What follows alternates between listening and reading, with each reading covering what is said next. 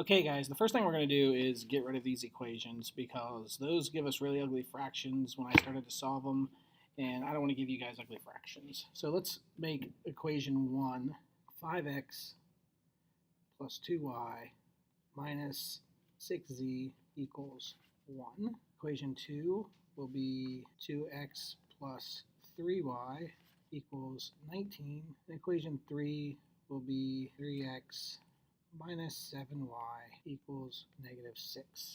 So step 1, we're going to solve for either x or y by elimination. As you can see, neither of the coefficients on x and y are the same.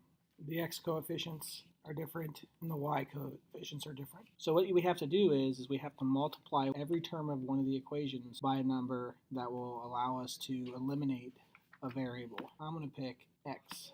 So I'm going to multiply equation 2 by 3. I'm going to multiply equation 3 by negative 2. So this will give me 3 times 2x plus 3y equals 19. And here I will have negative 2 times 3x minus 7y equals negative 6. When I distribute these to each term, my new equation 2 will be 6x plus 9y equals 57. My new equation 3 will be negative 6x plus 14y equals 12. When I add these two equations together, my x's will cancel, and I'm left with 23y equals 69. I want to get my y by itself, so I divide both sides by 23, and I get y equals 3. And we can solve for x value by grabbing one of the original equations. We're going to grab equation 2, 2x plus 3y equals 19. And we're just going to plug 3 in for our y value. So we'll have 2x plus 3 times 3 equals 19. We all know that 3 times 3 equals 9. And we're going to subtract 9 from both sides. And that will give us 2x equals 10.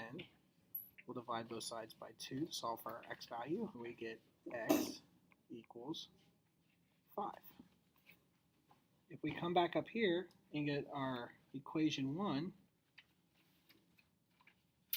we can take our equation 1, 5x plus 2y minus 6z equals 1, and we can use our found values of y and x